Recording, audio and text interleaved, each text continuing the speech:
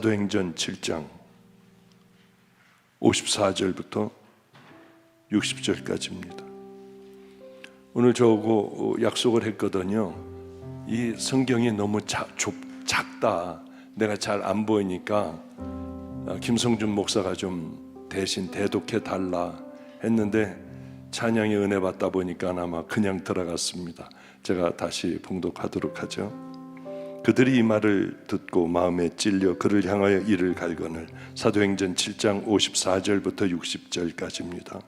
스데반이 성령이 충만하여 하늘을 우러러 주목하여 하나님의 영광과 및 예수께서 하나님 우편에 서신 것을 보고 말하되, 보라, 하늘이 열리고 인자가 하나님 우편에 서신 것을 보노라 한데, 그들이 큰 소리를 지르며 귀를 막고 일제히 그에게 달려들어 성 밖으로 내치고 돌로 칠세, 증인들이 옷을 벗어 사울이라 하는 청년의 발 앞에 두니라. 그들이 돌로 스데반을 치니 스데반이 부르짖어 이르되, 주 예수여, 내 영혼을 받으시옵소서 하고 무릎을 꿇고 크게 불러 이르되, 주여, 이 죄를 그들에게 돌리지 마옵소서. 이 말을 하고 자니라. 아멘. 제 성경은 좀 큰 글씨입니다. 근데 이건 아주 작군요.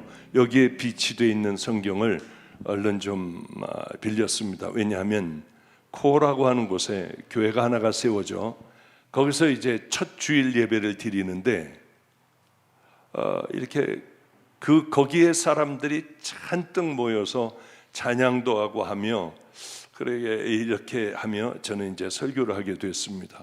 설교를 다 끝날 때쯤 돼서 이분들은 오래 있으면 지겨워하겠다 해서 대충 이제 짧게 이렇게 끝내고 궁금했습니다. 여기 이분들이 설교를 이해할까? 또 이해한다고 하면 얼마나 알고 있을까? 그래서 제가 제 성경을 들며 여러분들 중 그 성경을 들지 않았군요. 여러분들 중에 누구 오늘 제가 설교한 것을 바로 전주일입니다.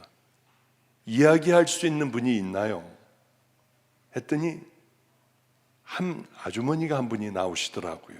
저는 무슨 소리인지 알지 못하지만은 하여튼 코어 그쪽에 있는 언어로 얘기를 막 하시는데 제게 좀 해석을 해달라고 했더니 어쩌면 제가 설교했던 것을 정확하게 다 내용을 알고 있고 예화도 알고 있고 그러면 이런 설교는 처음, 이런 예배는 처음이라고 하는 그 얘기를 하더군요. 그때 제가 헌금을 한쪽에 놓고 헌금을 하고 또 한쪽에는 3,000 실링이라고 하는 돈이 있었습니다. 그거를 이렇게 성경 가운데다 넣어놨어요. 그 성경은 저에게 없어서는 안 될 성경. 왜냐하면 지금까지 모든 했던 설교에 몇 년, 몇 월, 며칠, 어디 이게 다 써있기 때문에 척 피면은 제 손에 이건 저에게는 없으면 안 될 성경이지만은 정말 이 사람들이 이 성경을 읽을 이유도 없지만은 사랑하는 마음으로 주고 싶었어요. 그래서 그분에게 당신은 이 성경을 읽지 못할지 몰라도 난 내 마음에 가장 중요한 걸 당신에게 주고 싶다. 한 400~500명은 모인 것 같았습니다. 그리고 그 성경을 줬어요.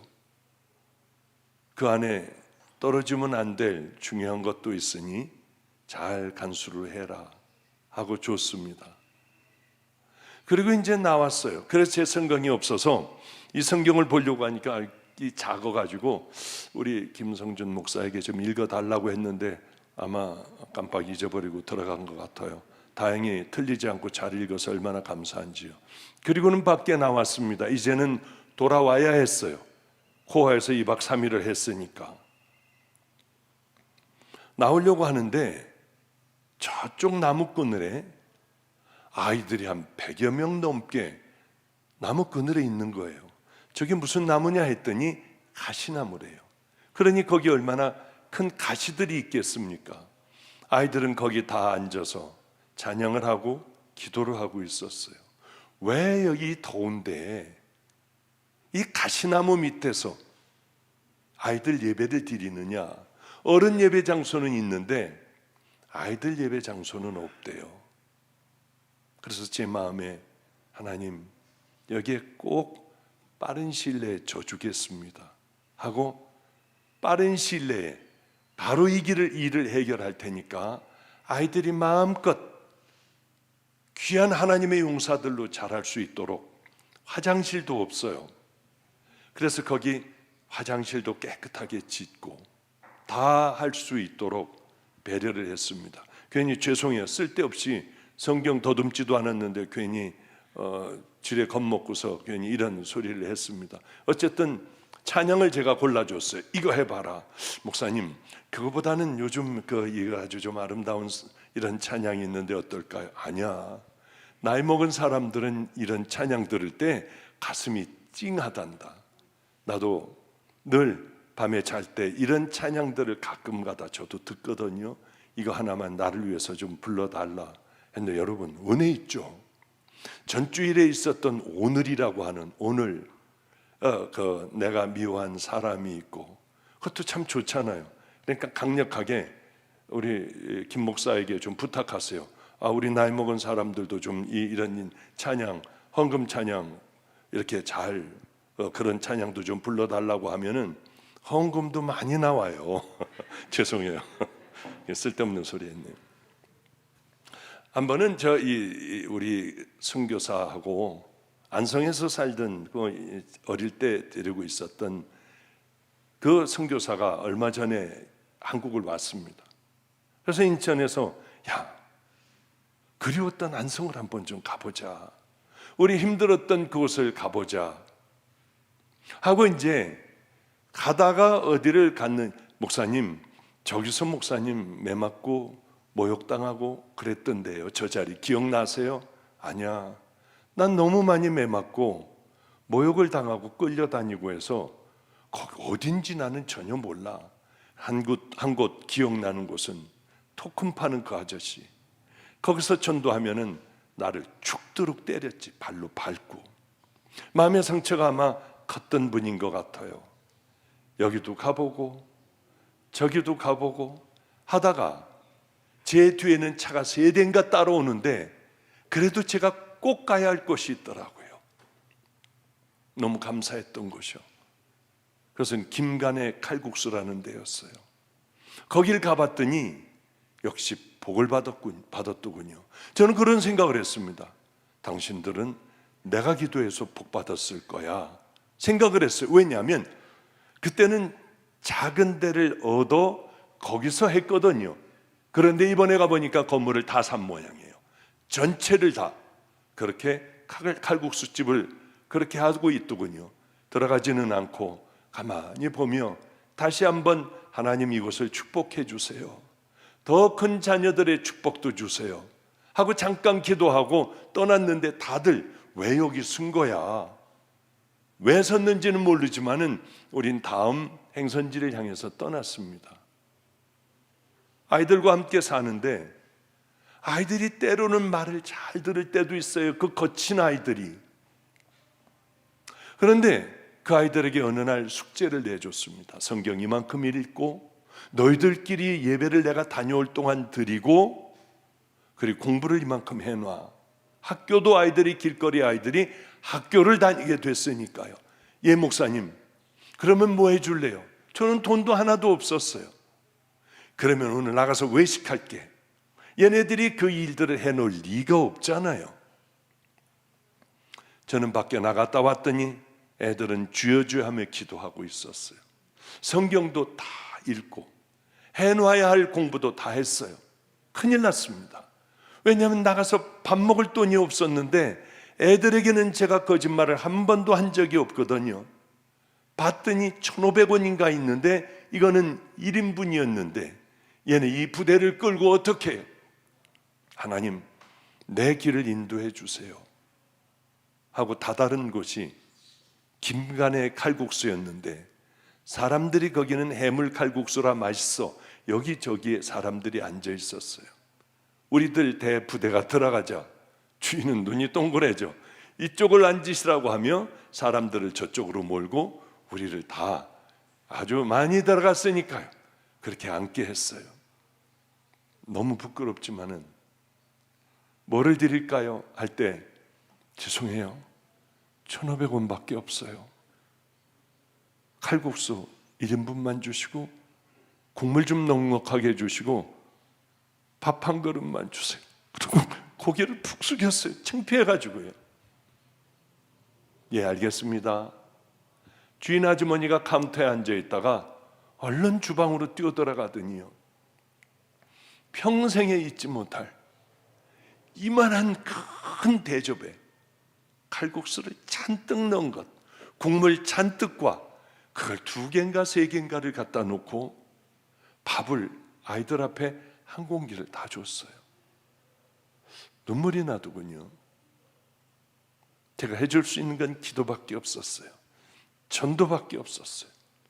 어떻게 저를 이렇게 배려를 해 주십니까? 염려 마세요. 괜찮아요. 드시고 나가세요. 저는 그 집을 잊을 수가 없었어요. 그래, 경부고속도로를 가서 이제 여기 와서 바빠지기 시작을 하고 많은 일들을 하며 경부고속도로를 달릴 때마다 저는 거기를 가게 됐어요. 아이고 선생님, 4살짜리 아이는 어떻게 됐어요? 그 아이는 지금 방주교회 부목사의 아내가 되었죠. 다 커가지고요, 여자아이가요. 그런데 하여튼 거길 가서 저를 아시겠어요? 그러면 선생님을 왜 몰라요? 애들 데리고 많이 데리고 와가지고 돈이 없으셨잖아요. 가난한 선생님. 저는 선생이 아니라 목사였어요. 그러세요? 전 지금까지 선생님인 줄 알았어요. 그래서 아이들을 데리고 와 밥을 먹는 줄 알았는데 그 아이들은 거리의 아이들이었습니다. 지금은요, 선교사도 되고요, 지금은 대학원도 다니고요. 그런 얘기를 해주니 이분은 고개를 끄덕거리고 저는 그분들에게 축복 기도를 해주고 나온 적도 있어요. 인생을 살다 보면 잊혀지지 않는 깊은 추억의 얘기들이 특별히 목회를 하다 보면 얼마나 많은지 몰라요. 부끄러웠지만은 내쫓기지 않고 하나님께서는 그때그때마다 그래, 내가 너를 사랑해. 돌아와서는 애들을 앉혀놓고 봤지 니네? 봤지? 하나님께서 해주시는 건 니네 봤어 못 봤어? 하며 우리 하나님을 자랑스럽게 여기며 제가 배를 내밀고 아이들에게 그렇게 얘기하던 그때도 있어요.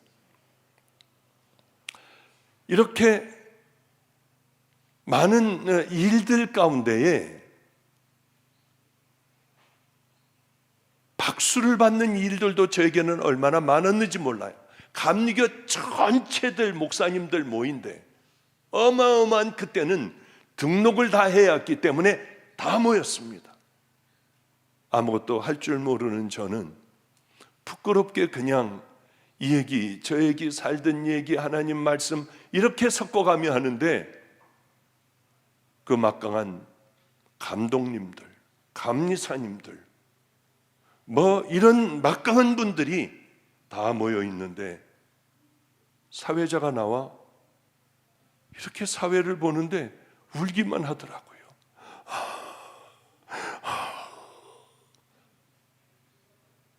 그런데 갑자기 이 전체 목사님들이 일어나 박수를 쳐주기 시작을 했어요. 저는 얼른 큰 화초가 있는 그 밑으로 들어가 숨었어요. 우리 주님만 박수 받으세요. 전 용서받은 죄인 아니에요. 모든 건 다 주님만 받으세요. 그런 기가 막힌, 받지 못할 그런 박수도 받았어요.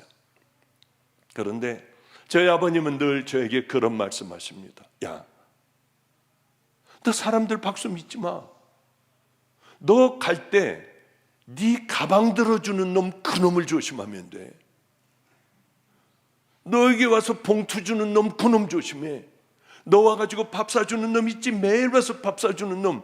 여기 그런 분이 있다고 하면 죄송해요. 여러분들 얘기하는 거 아니야. 우리 아버님이 옛날에 아버님네 교회 얘기하는 거지 여기 교회 얘기 아니니까 밥도 사주고 봉투도 좀 주시고 가방도 좀 열심히 들어주세요. 저희 아버님은 하여튼 그놈들을 조심하면은 목회는 일단 성공해. 그 얘기를 저에게 많이 했어요. 그런데 오늘 보면은 제가 참 부러워하는 거, 이거 다 줘버리고 그거 안 하고 바꿀 수 있는 거 있습니다. 그것만 된다고 하면은 저는 지금 너 서울역 앞에 노숙자하고 내게 올 때까지 너는 거기서 평생 그렇게 살아가. 그럼 정말 그렇게 살아갈 수 있어요. 왜냐하면 가장 부러운 사람이 있기 때문이에요. 오늘은 다름 아닌 스데반이 하나님으로부터 박수를 받는 장면이에요. 예수님으로부터 박수를 받는 장면이에요. 스데반 이제 순교하는 얘기 아닙니까? 오늘이요. 말하되 보라 하늘이 열리고 인자가 하나님 우편에 서신 것을 보노라 한데, 스데반이 이제 막 돌에 맞아 죽어가는 그 순간에 인자 되신 그런 예수님, 하나님, 인간의 이 몸을 입으신 그 예수님이 하나님 우편에서 벌떡 서신 거예요. 깜짝 놀라 서신 거예요. 인자 되신 하나님, 하늘문이 열리는 걸 보여주시고 이 땅에 머물러 오셔서 얼마나 매 맞는 게 고통스러운지, 돌 맞는 게 고통스러운지, 인생 살아가는 게 얼마나 힘들고 어렵고 지친지, 모욕을 당하는 게 얼마나 분한지, 하지도 않았는데 했다고 소리 지르고 악수는 게 얼마나 억울한지, 그걸 다 주님은 아시는 거예요. 이분이 벌떡 일어나셨어요. 우리가 이 땅을 떠나는 날, 이 땅에서 좀 힘들고 고통스럽게 살았어도 주님께서 일어나셔서 우리가 천국 막 들어가는 그 순간에 보좌에서 일어나셔서 우리를 맞아주신다면 세상이 얼마나 좋을까. 세상 다 필요 없잖아요. 그럼 하나님은 어떻게 하면 우리를 그렇게 해주실까? 이 얘기를 서로 나누고 싶었어요. 한 번은 제가 얘기했는지 모르지만 김성준 목사하고 이제 옆에 태우고 의정부로 집회를 가고 있었어요. 의정부로 집회를 가는데 같이 이제 가면서 지루하니까 얘기하잖아요. 이 얘기 저 얘기하면서, 성준아, 나는 분명히 죽는 그날이 있을 텐데 우리 주님을 만나게 될 거야. 그러면 나는 엄청 울 것 같아. 나는 진짜 통곡하고 울 것 같아. 그분 붙들고. 왜냐하면 내 안에는 너희도 모르는 많은 사연이 있으니까. 어저께인가 그저께 김성준 목사가 제 방에 들어왔어요.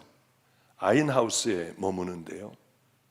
이 얘기 저 얘기 하다가, 야, 가장 귀한 것들은 아무에게도 알리지 마. 너희가 길거리 아이들 열심히 돕는 거는 이 마음으로 해야지. 먹는 거 갖다 주고 사진 찍고 동영상을 올리고 그런 짓 절대 하지 마. 하나님과 나만이 알면 돼. 그리고 내 마음을 보시니, 마음의 중심, 너 밥을 줬니 안 줬니 이런 것보다도 네 마음을 보시고 성도들의 마음을 보시니 하나님 사랑하는 마음으로 예수님께 대접하듯이 그렇게 해야 돼. 절대 뭐 올리지 마. 거지같이 그런 거 하지 마. 그런 얘기를 했어요. 하나님만 아시면 돼. 심어놓으면 자연히 열매가 열려. 나는 수도 없는 많은 것들을 너희들 모르는 걸 다 심어놨어. 주님과 내가 만났을 때 피고 뚜껑을 열어 향기로운 제물이 될 것들은 어떤 일이 있어도 난 그건 얘기는 안 해. 목사님, 지금 그렇게 우리들하고 살아오셨는데도 숨겨놓은 게 많아요? 그런 질문을 하더라고요. 그런 것들이 많을 때 우리가 이 땅에 떠나는 날 주님께서 우리를 끌어안아 주시지 않겠습니까? 성준아, 난 주님 앞에 갈 때 엄청 울고 주님 끌어안고 나는 울 거야. 목사님, 그런 말씀 마세요. 천국은 눈물이 없는데 거기서 왜 우세요? 아니, 어쨌든 간에 나는 울 것 같아. 너무 많은 일들과 사연들이 내 마음에 있으니까. 그러면 난 주님이 뭐라고 하실지 알아. 왜냐하면 이 힘든 13년에 고난의 세월, 굶고 매맞고 어쩌면 그렇게 힘들었는지 지금 생각을 해보면은 정말 왜 그랬을까? 그런 생각이 들 정도로요. 잔인하게 애들이 때리기도 하고. 13년이 지난 어느 날 아이들 학교를 보내며 길거리 아이들이 학교를 다니게 됐어요. 같이 기도를 해주고, 자 이제 학교를 가라. 애들 거 때리고 뺏어 먹지 마. 미안하다. 도시락을 못 사주니 굶어. 하나님께서는 너희들 굶는 모습을 보셔. 그리고 기억하실 거야. 배고프면 물을 먹어. 내가 기도하면 누가 빵을 갖다 줄 수도 있고 라면을 갖다 주실 수도 있을 거야. 내 기도할게. 아이들은 나무 젓가락을 부러뜨리고 학교 갔다 오면은 물들을 그렇게 먹어요. 하나님은 우리에게 빵을 주시지 않더라고요. 훈련의 시간들이었으니까요. 13년이 지난 어느 날 애들 학교를 보내고 늘 하듯이 강대상에와 무릎을 꿇었어요. 하나님, 빵을 주세요. 라면을 주셔야 돼요. 저는 괜찮아요. 애들이 하나님을 믿을 수 있도록, 저 어린 것들이 먹을 수 있도록 해주세요. 근데 갑자기 내 종아, 뭐야 이거, 누가 왔구나. 문을 열어보니 아무도 없어요. 그때 제 마음속에, 제 기억 속에 딱 생각이 나는 게 13년 전에 내게 오셨던 주님이야. 그래서 엎드려서 울기만 했어요. 어쩌면 13년 만에 들리냐고요. 막 울었어요. 제 마음속에 첫 음성이 들렸는데 내가 다 봤다. 너무 부끄러워 울었어요. 난 주님께서, 성준아, 주님이 내게 뭐라 하실지 알아. 뭐라고 하실 거예요? 내가 다 봤다. 들어가자. 그럴 것 같아. 그러고서는 이제 서로들 대화가 딱 끊겨버렸어요. 생각하느라고 그랬겠죠. 그러면 제가 찬양을 했습니다. 하늘 가는 밝은 길이 하고 찬양을 하는데, 목사님, 저는 그 찬양 너무 좋아해요. 왜냐하면 나는 부족하여도 영접하실 터이니 영광 나라 계신 임금 우리 구주 예수라. 나는 부족해도 우리 주님은 우리를 받아주실 거예요. 같이 대화하며 이미 부흥 집회 가다가 우리는 뜨거운 은혜를 서로 받았던 그런 기억이 나요. 내가 다 봤다. 성도 여러분들, 주님께서 우리를 맞으시면서 내가 다 알아. 네가 얼마나 힘들게 살았는지, 네 안에 얼마나 억울한 것들이 많은지, 사연이 많은지 난 이미 다 알아. 어떻게 하면 하나님께서 우리에게 그 은혜를 주실 수 있을까? 스데반에게 하셨던 그것을 우리에게 동일하게 해 주실 수 있을까? 첫째, 목말라야 해요. 목마르지 않은데 이렇게 왔다 갔다 하는데 어떻게 우리가 뜨거운 은혜를 받고 하나님의 말씀을 가지고 우리가 큐티를 하며 나를 십자가에 늘 못 박고, 그리고 좁은 길을 선택하며 예수님이면 어떻게 하셨을까를 물으며 그 길을 향하여 더듬거리며 어떻게 걸어갈 수가 있겠어요? 목말라야 해요. 우리 성도님들이 이렇게 교회에 나와 여러분들이 은혜를 받고 성경적인 지식을 쌓고 여러분들이 스스로 결단하여 좁은 길을 걸어갈 수는 없다고 봐요. 그것은 정말 10년, 20년 계속되는 동일한 말씀으로 여러분들을 깨우고 또 깨울 때 가능한 일입니다. 언제 귀한 성도의 생애가 되는 줄 아십니까? 골방에서 성경책을 보며 하나님과 나하고 이렇게 나 혼자 있을 때, 주님과 함께 있을 때, 이때 여러분들의 영성은 커가기 시작을 해요. 여러분들의 더러운 죄들을 십자가에 못 박고 여러분들은 움직이며 거듭나는 사람들이 될 수 있습니다. 십자가가 또한 주님 앞에 회개가 제1이에요. 우리 같은 더러운 죄인을 위하여 가시관을 확 씌워버렸어요. 저는 슬리퍼를 신고 다니니까 구두를 못 갖고 갔어요. 모르고. 얼마나 찔렸는지요.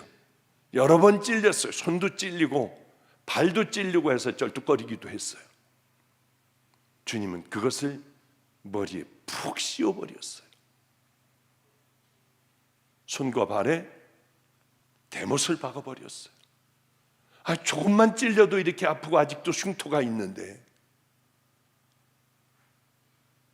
그리고 옆구리를 창으로 찔렀어요. 왜 그런 줄 아세요?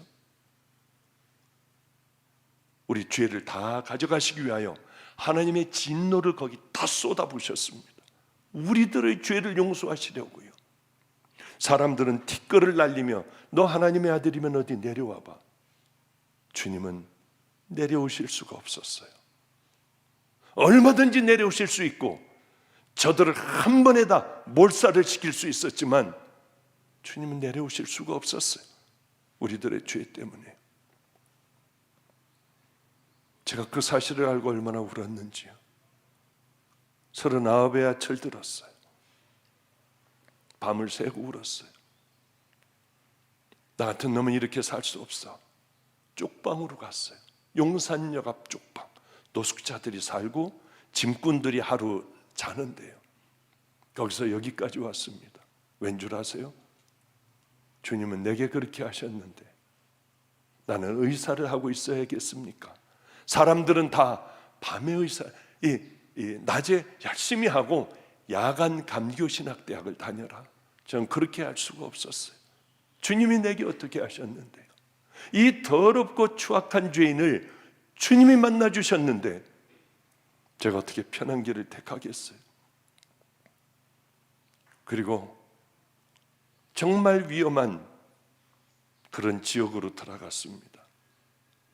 거기서 꽤 오래 있으며 아이들을 만나 거듭나고 믿음의 용사도 만들고 교도소 가서 큰 사건들에 연루되어 전당포 털고 죽여버리고 아직도 교도소에 있는 애들도 있기는 있지만은요.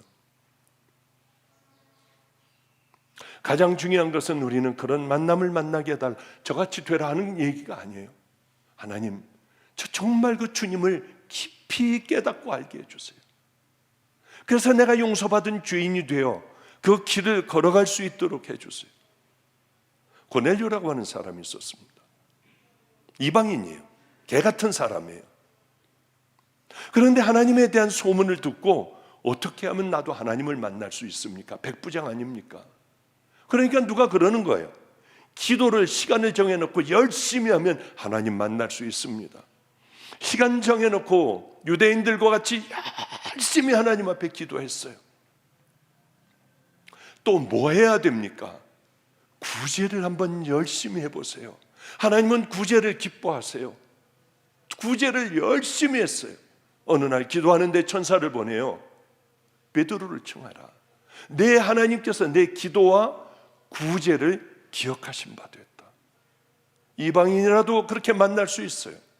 우리는 그렇게 기도해야 돼요. 스테반을 죽인 사람들이 누굴까? 그렇게 기도하고 하나님 말씀대로 이 마음이 변화되어 따르던 자들일까? 이 사람들, 이스라엘 지도자들이 스테반을 돌로 쳐 죽여버렸습니다. 스테반이 쭉 이제 아브라함서부터 설교를 쭉 해나가니까 사람들이 그래, 맞아, 저거는 우리 조상들이 의인들을 다 잡아 죽였어. 의인이 올 것이다. 그는 우리들의 죄를 다 용서하실 것이다. 나무에 달릴 것이다. 그런 비슷한 자들은 다 잡아 죽였습니다. 선지자들을요. 맞아, 스테반의 말은 100번 맞아. 그런데 갑자기 딱 돌아서 바로 너희들이 예수를 죽였다. 너희들이 그 의인들을 잡아 죽인 자들이다. 그러니까 화가 나기 시작을 했어요. 다 와서 꽂혔어요. 맞아, 우리는 그렇게 하기도 했어. 그러나 이렇게 하나님의 말씀을 들을 때 맞아, 내가 죄인입니다 하고 무릎 꿇는 사도행전의 그 베드로의 설교를 듣고 찔려 주님 앞에 돌아오는 자들이 3,000명이나 되기도 했지만은, 그러나 이들은 죽여버리려고 했어요. 그래, 저거 죽여버려야겠다. 우리는 하나님의 말씀을 듣고 다음 반응을 어떻게 해야 하는가? 그래, 나 이렇게 살아가야겠다. 죄송해요, 제가 자랑하는 게 아니라 애들이 술을 먹고 어떤 일이 있으면 교회로 들어와 담배를 피워요. 교회 안에. 여기는 제 생명 같은 곳 아니에요. 애들 담배 못 피게 나가. 얘네들하고 늘 같이 자며 목욕탕 가면 때를 밀어주는 애, 잘 때 불쌍하여 제가 기도해 주는 애들이에요. 아, 놔요. 오늘은 놔둬요. 그래도 어떻게 네가 교회에서 담배를 필 수 있니? 나가서 펴. 아, 놔요. 오늘은 제발 놔둬요. 그래도 절대로 안 돼. 그리고 밀어내 쫓으면은 또 한 번 내 손에 대면, 내 손 대면 죽여버려, 이 새끼. 이러는 거예요. 기가 막혀요. 내 아들 같고 같이 살아가는 애들이에요. 그래도 안 돼 할 때 번쩍해요. 딱 끌고 저 구석으로 가. 얼굴을 펀치볼 때리듯이 때리고, 그 다음에 아래를 발로 차면 저는 쓰러지면 머리를 밟아요. 얼마나 기가 막혀요. 그리고 애들은 나가버려요. 얘네들은 어떻게 용서할 수가 있어요? 여러분, 따귀 한 대 맞고 용서할 수 있나요? 그러면서 무슨 우리가 순교를 하고 그냥 부르시는 대로 가겠다고 하겠습니까? 그러면 강대상으로 기어와요. 아프니까. 기도도 안 나오더라고요. 주여도 안 나와요. 화장실을 가고 싶어요. 화장실 가가지고 앞이 잘 안 보이니까, 눈이 안 떠지니까요. 가보면 꼭 짐승 같더라고요, 제가. 얼마나 속상한지요. 그리고 한 2주 정도 지나면 붓기는 좀 가라앉고 누래요, 얼굴이. 기도하는데 주님께서는 걔는 너보다 낫다. 걔는 생각나는 걸 행동으로 한 것뿐이 아니야. 넌 얼마나 많은 사람들을 미워하니? 종아. 걔가 이제 다른 데 가서 칼 갖고 뭐 난장판을 피워가지고 평택 구치소로 들어가 있어요. 너는 가서 그를 위하여 기도해 줄 수 있니? 이게 얼마나 힘든지 모르겠더라고요. 그러나 나를 꺾어버리려면, 하나님께서 쓰실 수 있는 나를 십자가에 못 박으려면 이 문제가 해결되지 않으면 저는 앞으로 나갈 수가 없더라고요. 이 미움을 가지고 살아갈 거 아니에요. 걔를 생각하면 가슴이 뛰고 막 그냥 입에 침이 마르는데 어떡해요? 저도 똑같은, 여러분과 똑같은 사람이에요. 알았어요. 가볼게요. 그러나 만나지 못할 수도 있어요. 힘들면 만나지 못할 수 있어요. 가면서 계속 기도해요. 걔를 만나 축복 기도하게 해주세요. 그 자식을, 그런데 아니 내가 미쳤지, 여기 왜 가고 있어? 이런 두 마음이 왔다 갔다 왔다 갔다. 아니야, 이번에 나를 십자가에 못 박지 않으면은 나는 이렇게 살아갈 수밖에 없어. 쪽방이에요. 칸칸이 쫙 있어요. 마이크도 없습니다. 아크릴판에 구멍을 뚫어놨어요. 고동색 죄수복을 입고 이제 문을 열고 들어오다가 저인 거를 알고, 지 부모도 다 버렸으니까 뒤로 주춤하며 쓰러지려고 하더라고요. 빨리 와. 2분밖에는 안 줘. 여기다 귀를 대. 하나님, 이 아이를 하나님 꼭 용서해 주셔야 돼요. 언젠가 귀한 믿음의 아이가 되게 해주세요. 저는 이 아이를 통해서 많은 사람들이 믿게 해주세요. 이게 얘가 진짜 그러리라고는, 왜? 걔가 누군지 속속들이 제가 알고 있으니까. 그런 걸 제가 믿으면서 기도하겠습니까? 그냥 주님이 주시는 마음으로 찾아가 입술로 고백하는 거예요. 그러면 우는 소리가 나 눈을 떠보면 코가 여기까지 흘러 있고요. 사람 눈에서 저런 눈물이 나올 수 있을까? 후두두두두두두. 그리고 어깨를 들먹이며 울더라고요. 근데 그때 하나님께서 원수를 사랑하라고 하신 것은 왜 그런지 그때 알게 됐어요. 얘가 치유가 된 게 아니라 제 마음이 다 치유가 되더라고요. 미운 것도 없어지고, 저렇게 우는 모습을 보고 저렇게 어깨를 들먹이며 그리고 이제 금방 2분밖에 안 주니까 2분 동안에 일어나는 일이에요. 너무 많은 사람들이 면회객이 있으니까. 들어가면서도 목사님 안녕히 가시라고, 조금 뒤로 몇 발 가서도 안녕히 가시라고, 너 혹시 내가 빵 넣어주지 않으면 매 맞는 거 아니야? 괜찮아요, 괜찮아요 하고, 빨리 거기서 뭘 적는 사람이 있어요. 빨리 나가, 다음 사람이 들어오잖아. 문에 얼굴을 대고 목사님 감사해요, 감사해요 하는 모습을 보면서 내 마음이, 미움이 다 없어지더라고요. 정말 하나님의 말씀은 순종해야겠구나. 그것이 자존심 상하게 나를 만드는 것이 아니라 내 마음 편안케 다 용서하고 살게 하는구나. 이게 제 선생님이 됐습니다. 하나님께서는 끝까지 그것들을 붙들고 있어 내 삶을 병들게 그렇게 살아가는 걸 원하시지 않더라고요. 어쨌든 하나님의 말씀이 내게 오면은 찔림이 되잖아요. 이럴 때 다음에 원망하고 불평하고 고개를 돌려버리는 사람이 있는가 하면, 저희가 이 말을 듣고 마음에 찔려 저를 향하여 이를 갈거늘, 이를 가는 것뿐만이 아니라 그 다음 보면은 귀를 딱 막아버렸어요. 네 얘기 이제 안 들어. 귀를 딱 막아버렸습니다. 그럼 이제 끝장난 거예요. 악만 남은 거예요. 제가 성남 성시와 초교파 집회가 있어. 유기성 목사가 하는 그 교회에 전 어떤 초교파로 사람들이 다 모였어요. 그러니까 제가 강사로 3일 동안 갔으니까 저를 목사님들이 이제 각 초교파 목사님들이 저를 식사를 대접해줘.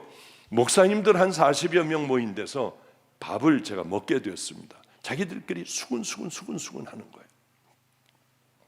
그래서 목사님 뭘 그러세요? 무슨 얘기예요?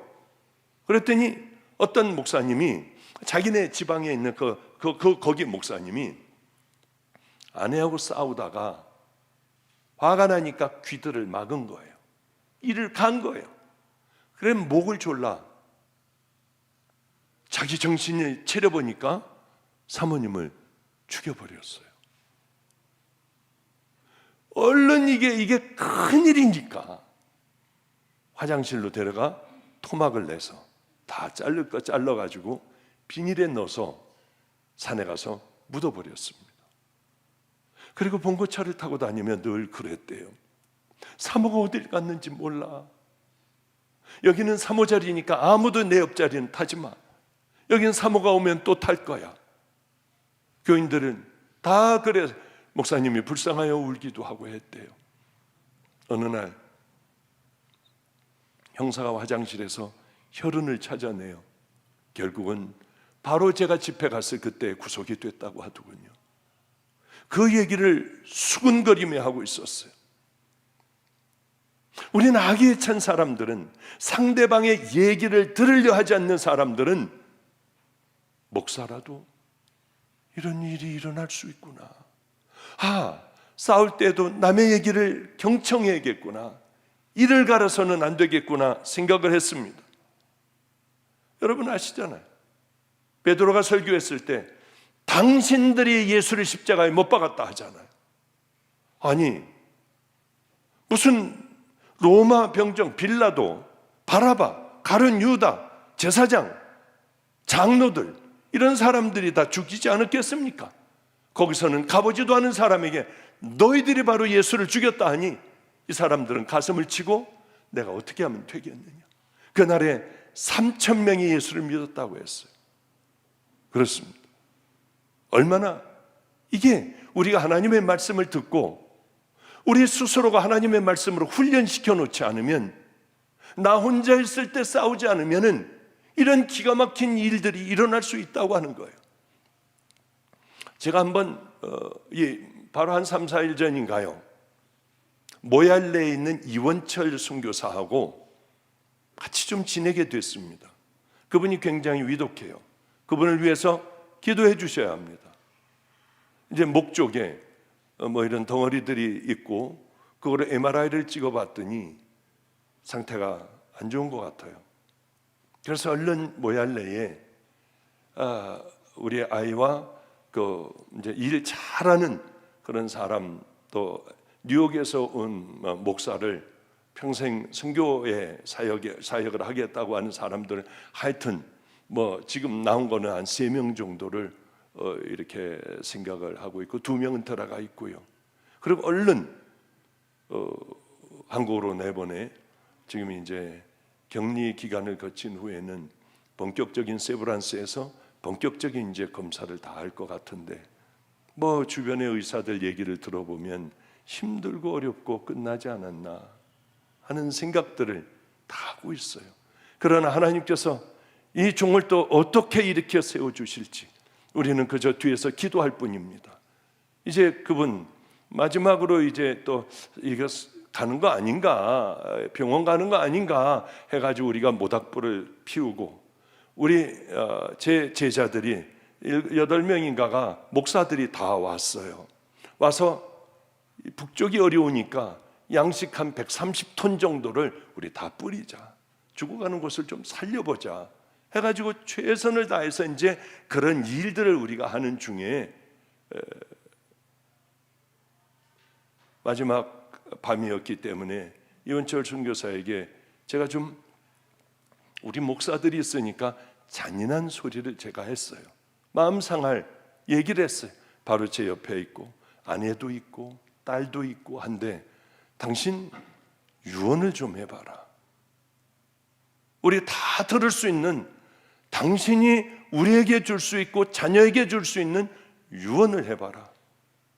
하더니 가만히 있더니 유언을 하기 시작을 했는데 제가 엄청 은혜 받았어요. 목사님,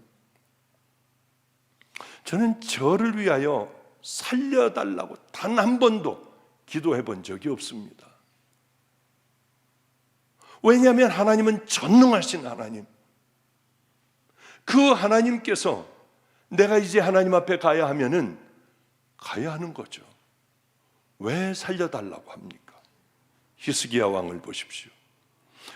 하나님, 내가 하나님 앞에 선한 것을 기억하시고 내 생명을 연장시켜 주시옵소서. 졸르니 그에게 15년을 더 살게 했는데 그 15년의 인생이 하나님 앞에 영광을 돌렸습니까? 교만하기도 하고. 그때 히스기야 왕은 죽었어야 합니다. 단호하게 얘기를 하더라고요. 목사님, 강을 건너라 하나님 그래서 가다가 빠져 죽었습니다. 그건 하나님 앞에 영광입니다. 저는 나약하기가 짝이 없어요. 무슬림 지역으로 들어가 죽이려고 하더래요. 거기에 교회를 하나를 무슬림을 변화시켰더니 자기 땅에다가 교회를 만들려고 했더니 이 사람을 죽여버리더래요. 거긴 결국 교회가 세워졌답니다. 교회 불을 지르려고 기름을 붓고 이 젊은 애들이 와서 성냥을 무슬림 애들이 키는데 성냥 한 통이 다 불이 붙지 않더래요. 무서워서 도망을 갔대요. 완전 무슬림 마을, 자기를 죽이려고 하던 그 사람이 이제는 도망가고 거긴 크리스찬 마을이 됐다고 하더군요. 목사님, 저는 용감하지 않아요. 내가 믿는 하나님은 전지전능하세요. 저는 그분을 의지할 따름이에요. 내 자녀들에게는 하나님 말씀에 순종해라. 하나님을 사랑하며 섬겨라. 저는 자녀에게 줄 유언은 이겁니다. 저분은 하나님을 아는 분이고 깊게 아는 분이구나. 저는 예전에 주님을 만나 성경을 읽으며 위대한 하나님의 사람들의 유언은 무엇이었을까? 그걸 따로 뺐어요. 모세도 그랬어요. 강하고 담대해라. 하나님 율법과 계명을 지켜라. 율례와 법도를 따르라. 순종해라. 또 모세뿐만이 아니라 여호수아도 동일한 하나님 말씀에 순복하고 너희들은 그 말씀에 따라야 한다. 유언이 그거더라고요. 다윗 보니까 아들아 강해라. 너 하나님 말씀에 순종하며 그 법도를 따라가야 하고 하나님을 사랑해야 한다. 솔로몬도 전도서 맨 마지막에 보니까 가장 소중한 것은 하나님 명령에 순종하고 따르는 거다. 아니, 저는 이것을 마음에 꽉 담고 있고, 하나님 말씀에 순종한다고 하는 것은 마태복음 5, 6, 7장을 순종하고 고아, 과부, 나그네 된 자를 돌봐주고 하나님만 사랑하는 나 이 길 걸어가야겠다 하고 여기까지 왔어. 그런데 정말 오래간만에 그 유언을 하는 분은 제가 처음 만난 것 같아요. 우리 할아버님도 사랑할 수 없는 것을 사랑해라, 용서할 수 없는 것을 용서해라, 가장 낮아진 자들과 함께 처해라, 변명하지 말아라, 이것이었는데 그분은 하나님 명령에 순종해라, 하나님을 사랑하라. 다시 본문으로 돌아가겠습니다. 곧 끝내겠습니다. 사람은 뭘 보고 살아가고 마음에 어떤 것을 넣어놓고 살아가느냐에 따라 그 사람이 전혀 달라져요. 아마 스데반은 늘 하나님, 늘 기도하는 사람이었던 것 같아요. 그러기에 돌이 나와 머리를 때리고 갈빗대가 부러지고 돌무더기가 쌓여가고 그럴 때에 무릎을 꿇었잖아요. 다른 때 무릎 꿇은 게 아니라 그럴 때에 돌이 날아오기 시작할 때 성경은 딱 무릎을 꿇었다고 성경은 기록하고 있어요. 그리고 저들의 죄를 용서해 달라고 했어요.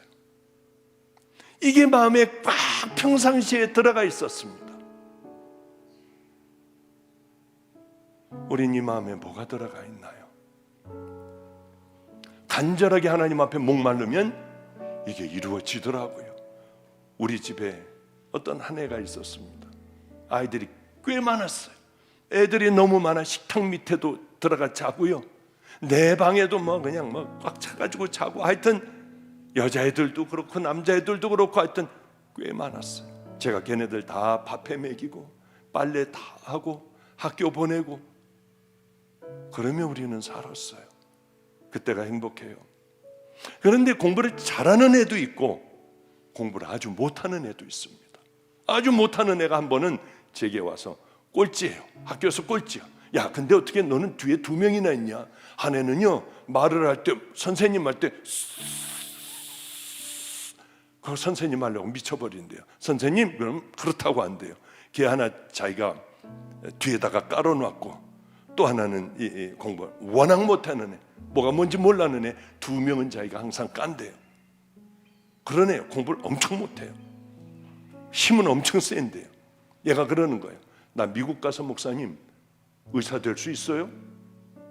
안 되지. 네가 어떻게, 야, 여기서도 안 돼. 그랬더니 하나님이 하시면은요. 근데 하나님 하셔도 하나님도 안 될 것 같아. 너는 그러려고 하다가 뭐 주님이 하시면 될 수도 있겠지. 이놈이 그때서부터 우리 교회 새벽 예배, 우리는 화장실 가려면 아침에 일어나면 난리예요. 하여튼 새벽 기도 가려고 하면 쫙 앉아서 줄을 서 있어요. 아파트에. 여자애들은 가서 머리 감고 나오면 난리법석을 피우고 빨리 나오라고 하고, 하여튼 새벽이면 난리가 나요. 우리 집은. 얘는 더 일찍 일어나 교회 문이 잠겨 있으면 거기 무릎을 꿇고 저 미국 보내주세요. 미국 의사 되게 해주세요. 그런데 이게 비가 와도 눈이 와도 계속 그러는 거예요. 제 마음에 고통스럽더라고요. 야, 그거 안 돼, 하지 마 하려고 하다가 놔둬봤어요. 어느 날 미국에서 꽤 부자인 분이 호텔에 들어가 자라고 했더니 싫다고. 우리 집에 와서 어떻게 자요, 이분이. 그런데 어떻게, 그러면 우리는 화장실도 못 간다, 당신. 그래도 괜찮대요. 그래서 애들끼리 예배 드리는 모습을 보며 울더라고요. 나가서 이 주먹밥 싸가지고 나가서 찬양하며 이 전도하는 모습을 보며 또 울더라고요. 둘이 친해졌어요. 아버지가 없으니까 이 사람이 잘해주니 이분에게 붙들렸어요. 마침 그때 미국으로 가게 됐을 때 얘가 따라가게 됐습니다. 다른 간사 하나하고 따라가게 됐어요. 안녕히 가시라고 하는데 하고 우니까 가다 말고 또 끌어안고, 가다 말고 또 끌어안고, 어쨌든 간에 왔다 갔다 한 거예요. 비행기 안에 타고 가며 괴롭더래요. 자기 아내에게 얘기했대요. 이런 아이 저런 아이가 있는데 우리 양아들로 삼으면 어떨까? 아주 부자예요. 그렇게 만장일치로 다 가족들도 다 좋아하고 이 아이는 중학교, 고등학교, 미국 사립학교를 다 가고 그러면 의사가 됐냐? 역시 이것 때문에 주님이 못하시더라고요. 이것 때문에. 하여튼 와가지고 한국에서 경찰이 돼가지고요. 영어 잘하는 경찰이 돼요. 이제 아주 잘 상상하지도 못했던 그 삶을 그래도 살아가고 있어요. 이 아내 마음에는 미국 가는 거. 그래서 이런 삶이 아니라 자기는 다른 삶을 살고 싶었어요. 가장 큰 거는 의사지만은 그것까지는 되지 못했지만은 이 아이 마음에 목마른 마음, 어딜 가도 이걸 붙들고 기도하는 그 아이가 되니 역시 되는구나 하는 그런 생각이 났습니다. 여러분, 예수 믿는다는 게 뭔 줄 아세요? 예수 믿는 건 다른 거 아니에요. 이는 너희가 죽었고 너희 생명이 그리스도와 함께 하나님 안에 감추어졌음이니라. 예수 믿는 거는 다른 거 아니라 죽는 거예요. 이거 다른 거 없어요. 예수 믿고 내가 펄펄이 살아있다면 우린 예수를 잘못 믿는 거예요. 예수 믿으면 우리가 죽어버리고 가치관이 이제는 좀 달라져. 다른 가치관으로 살아가는 거죠. 이제 우리의 생명이 어디 있습니까? 내 안에 있습니까? 아니에요. 하나님 안에 감춰져 있어요. 이렇게 살다가 주님 앞에 갔을 때 그날이 반드시 올 텐데 우리는 우리의 생명은 주님 품에 있는 거예요. 이제 말씀을 이제 정리하도록 하겠습니다. 무릎을 꿇고 크게 불러 가로되 주여 이 죄를 저들에게 돌리지 마옵소서. 이 말을 하고 자니라. 전 다른 거 몰라요. 우리 주님 앞에 이렇게는 우리는 살 수 없어요. 늘 넘어졌다 일어났다 넘어졌다 일어났다 하며 살아가는 게 박보영 목사의 삶이에요. 목회이고요. 다른 건 몰라도 또 일어나 작은 것서부터 또 싸우고 살아가는 것이 성도의 모습이어야 한다는 거죠. 제가 이 얘기 한번 하고 끝낼까요? 우리가 그동안 잘못 살아왔다면 일부 예배 때 마지막에 이 간증을 했습니다. 아이들이 이제 거듭나기 시작을 했고 어느 날 아이들을 기도해주고 애들 도시락 뺏어 먹지 마, 잘라버려, 이거 다 부러뜨려 버려, 때리고 뺏어 먹지 마, 애들이 가면 진수성찬이 알아서 온대요. 그러면 이제 먹는 거예요. 얘네들 뭐 깡패고 뭐 그러니까요. 이거 부러뜨리자. 그럼 꺼내서 다 부러뜨려요. 얘네들 기도해주고 하나님께서 너희들 배고픈 걸 보시고 너희들 앞날에 목사도 선교사도 다 만들어 주실 거예요. 옥에 갇혀 있는 그 아이도, 저를 때린 아이도 말은 기도를 했지만은 그 아이가 그렇게 될 줄은 몰랐어요. 그러니 우리들이 행하는, 믿지 않고 행하는 그 일들도 주님은 때로는 귀한 은혜로 베풀어 주신다고 하는 거죠. 그렇게 애들을 보냈습니다. 보내고 와서 기도를 했어요. 내 종아, 내 종아, 내가 너하고 함께 할 거야. 내가 다 봤다. 다 보셨다고 하더라고요. 그리고 얼마 안 있어 그때서부터 제 사람들이 들어왔어요. 말도 안 돼요. 한 명도 들어온 사람이 없어요. 들어와 울더라고요. 왜 울까? 다음번엔 지 친구를 데려와서 같이 울어요. 저는 그냥 늘 하던 대로 그저 이 설교할 따름인데 다른 사람이 또 들어오고 또 들어오고. 그래서 우리는 좀 큰 데로 이사 갔을 때 그때 여기 김성준 목사가 그때 들어왔죠. 목사님, 그때 제가 있었어요. 아까 일부 예배 때 간증했던 그 간증, 제가 그 자리에 있었어요. 아, 그렇구나. 어떤 얘기였냐면 우리는 이사를 갔어요. 제 방이라는 게 생겼습니다. 의자를 다 치워야만 저는 제 방에서 잘 수 있었어요.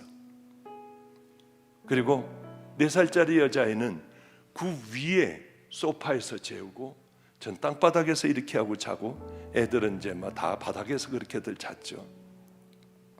컴퓨터가 있으니 얼마나 좋은지요. 컴퓨터로 설교 준비를 했습니다. 그러던 어느 날 어느 컴퓨터를 잘하는 전도사가 와서 이렇게 얘기하는 거예요. 여기는 음란 사이트가 있대요. 더러운 거 애들이 볼 수 있대요. 그래서 밤에 기도 다 끝내고 음란 사이트 했더니 그런 건 없대요. 그래서 그럼 뭐가 음란 사이트일까? 어떻게 들어가나? 애들에게 음란 사이트 어떻게 들어가니? 물어볼 수도 없지 않습니까? 영화관이 있더라고요. 영화관에 19하고 빨간 줄로 거놓은 게 있어요. 이게 음란 사이트구나. 그리고 뭐 벌레 먹은 사과는 맛있다 뭐 몇 개 이렇게 꺼내놓고 보는데 다 그 짓이에요. 너무 오랜 세월 다 잊어버리고 저는 살았어요. 39에 주님을 만나 이제 다 잊어버린 거야. 너무 많은 세월이 흘렀어요. 그런데 마지막 그것을 딱 하고 이것도 다 이제 쓰레기통에 다 집어넣어버리고요. 그저 한 3번 땡기는 거예요. 또 땡기면 그 짓, 땡기면 그 짓, 쓰레기통에 버리고. 근데 마지막에 음란한 마음이 탁 들어오더라고요. 저는 제가 그럴 줄은 몰랐어요. 저게 그런 마음이 남아있을 줄은 전혀 몰랐어요. 왜? 노숙하는 사람들하고 살고 뭐 이거 사느라고 바빴으니까. 근데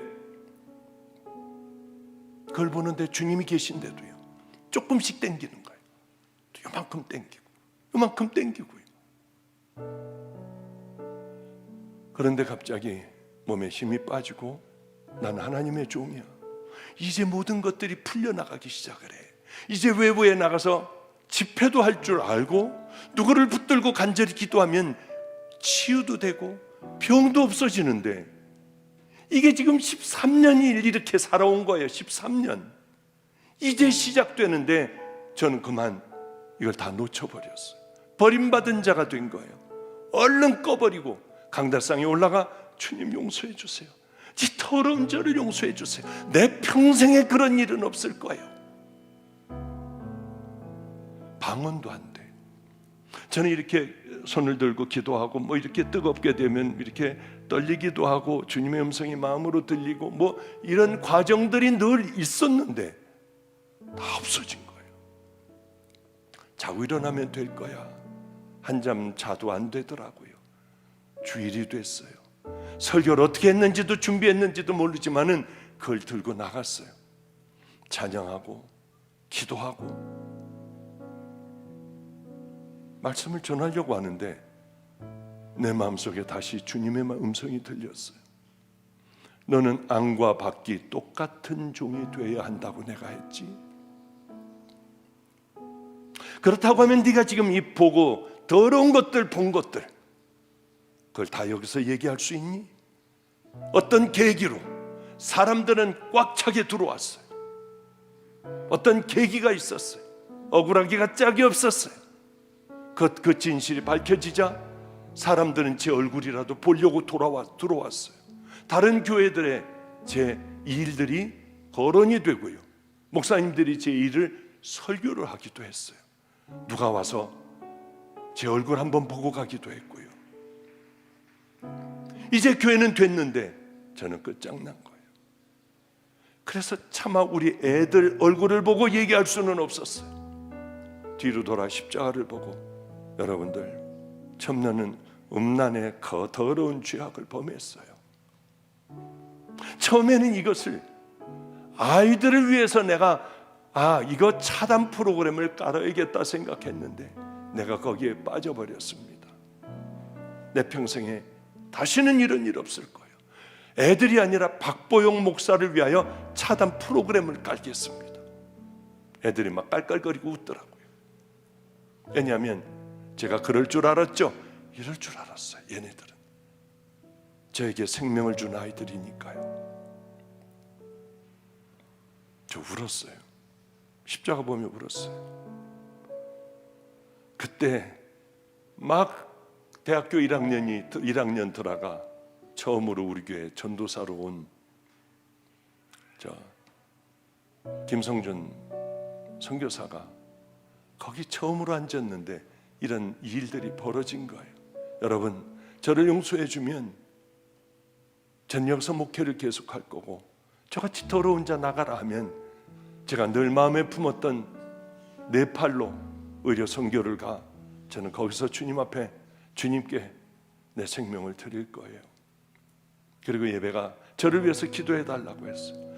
쥐야 하고 얼른 저는 제 의자에 가 손을 들고 저도 모르게 늘 하듯이 하는데 제 평생에 가장 뜨거운 성령의 불을 받았던 것 같아요. 막 성령의 불이 내리더라고요. 도망을 가려고 했어요. 밖으로. 너무 뜨거워서. 그런데 울고 있는데 희미하게 누가 저기서 거지 같은 자가 들어오는 거예요. 근데 어떤 아버지 같은 사람이 끌어안아주더라고요. 그때 나 용서받았어. 그래, 나 이제 됐어. 그때 비로소 깨달았어요. 착한 일 많이 하고 전도하고 열심히 다녔는데 한 번도 그런 성령의 불을 받아본 적은 없어요. 그러나 교인 앞에서 너 안과 밖이 같아야 되잖아. 나를 힘들게 이 얘기를 하면 어쩌면 난 끝장날지도 몰라요. 주님 앞에 돌아왔더니 주님은 성령의 불뿐만이 아니라 저를 꽉 끌어안아 주셨어요. 하나님 제일 기뻐하시는 게 뭘까요? 돌을 들어 던졌어도 주님 앞에 돌아오는 거예요. 사울이 옷을 맞고 있었어요. 저런 놈은 죽어야 해. 그러나 주님을 만나고 사울은 주님 앞에 귀하게 쓰임받는 아름다운 사도가 되었잖아요. 우리는 그렇게 되지 못하더라도 작은 것부터 한번 쌓아보자고요. 말하는 것부터 한번 쌓아보자고요. 나 혼자 한번 성경 한 줄이라도 한번 읽어보자고요. 그러면 내 스스로를 십자가에 못 박다 보면 세월이 흘러 우리도 어쩌면은 사도 바울이 간 그 길을 그저 띠뚱거리며 따라갈 수도 있는, 하나님 보시기에 벌떡 일어나 우리를 끌어안아주고 수고했다. 네 사연 내가 다 알아. 내가 다 봤어. 같이 들어가자. 꼭 그 믿음의 용사들 되시기를 주님의 이름으로 축복합니다. 기도하겠습니다. 거룩하신 하나님 아버지요, 바보 같은 우리들입니다. 이제는 주님 원하시는 그 길을 힘들고 지치고 어려워도 하루하루를 그렇게 승리하며 하나님의 사람들로 조금씩 거듭나가는 아름다운 성도들 꼭 되게 하옵소서. 그래서 서로 나누고 서로 사랑하며 하나가 되는 귀한 제단이 되기를 간절히 소망합니다. 이제는 더럽고 추한 우리들, 같은 자리에서 늘 넘어지는 우리같이 나약한 자를 위하여 십자가에 달려 돌아가시사 우리에게 회개의 길, 구원의 길, 죄 씻음의 길을 열어놓으신 우리 구주 예수 그리스도의 은혜와 가장 아름다운 그 나라의 하나님 아버지의 품에 안겨있는 독생자를 더럽고 추악한 이 땅에 보내주신 하나님 아버지의 사랑과 오늘도 우리에게 깨닫게 하여 주셔서 나는 잘은 안 되지만 이제는 조금씩 내가 죽어가고 내 가치관이 달라질 거야. 마음을 갖게 하여 주신 성령님의 내주교통 감동하심이 이곳에 모여있는 귀한 우리 성도들 머리 위에, 자녀들 머리 위에, 또한 이 동영상을 보고 있는 귀한 우리 형제 자매들 머리 위에 이제로부터 영원히 함께 하시기를 간절히 축원하옵나이다. 아멘, 아멘. 우리 주님 도와주소서. 주님의 도우심이 없으면 작은 것도 우리는 해낼 수 없습니다. 예수님의 피 묻은 손으로 아버지 우리 심령을 만져주소서. 하나님 가시밭 같은, 돌짝밭 같은 우리들의 마음에 꽃이 피게 하여 주시고 열매를 맺게 하여 주시옵소서. 주님이 끌어주시기를 간절히 소망합니다.